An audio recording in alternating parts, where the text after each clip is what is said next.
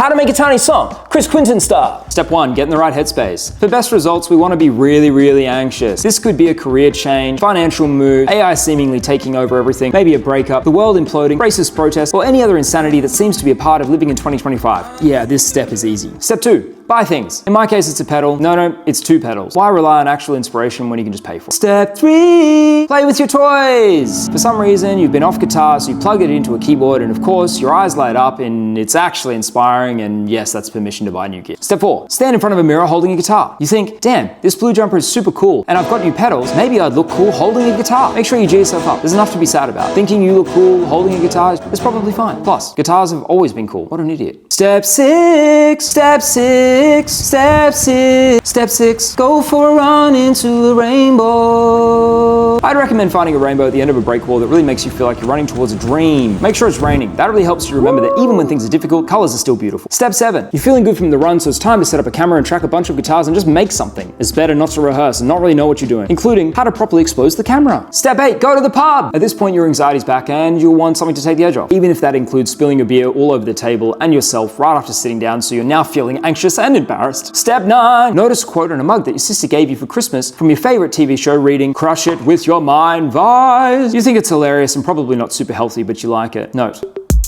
I know it's easy to swap out the mug for one of your own favorite TV shows, but it has to be 30 Rock and it has to be that quote. Sorry if that makes your tiny song not possible. Drop me a DM and I can organize a mug for you. Step 10, find some courage. Something about that quote hits you and you remember that life has ups and downs, but in the end, it does work out, hopefully. So just finish the song and put it out. Even if that song's tiny, just do what you can handle. Step 11, with your newfound courage, set up a camera, sing through the feels, try not to judge yourself too much. I'd recommend writing some lyrics to remind you to be courageous so you don't forget halfway through the recording and give up. Step 12, edit and procrastinate. This involves making the clip, sending it to your poor friends and asking them over and over and over if it's good enough. Of course, they're good people and they humor your insecurities and graciously tell you to stop worrying and just post the clip. For this step, it's probably fine to use your own friends, but tread lightly. Mine are pretty great. Step 13, the last step. Step 13, post the clip. You're proud of what you've made and you're excited to see how the world will react. 17 people watch it. Not gonna lie, this step feels pretty rough. And you'll once again remember that the algorithm is ruthless and your tiny song is probably not quite what it's looking for. Hey, I get it. We've all got needs, but it won't take long for you to get over it because you didn't let your anxiety engulf you into a pit of misery. You actually made something. And even if it doesn't really make sense to our tech overlords and their needy algorithms, I bet you'll look back on what you made and be super proud. Gotta think of the big picture. Overall, it's an excellent experience and I'd highly recommend it. Help a boy out with a comment and a share. It goes a long way. And if you make a tiny song, send it to me. I want to hear it. See ya! Good luck making your tiny song. That's hilarious.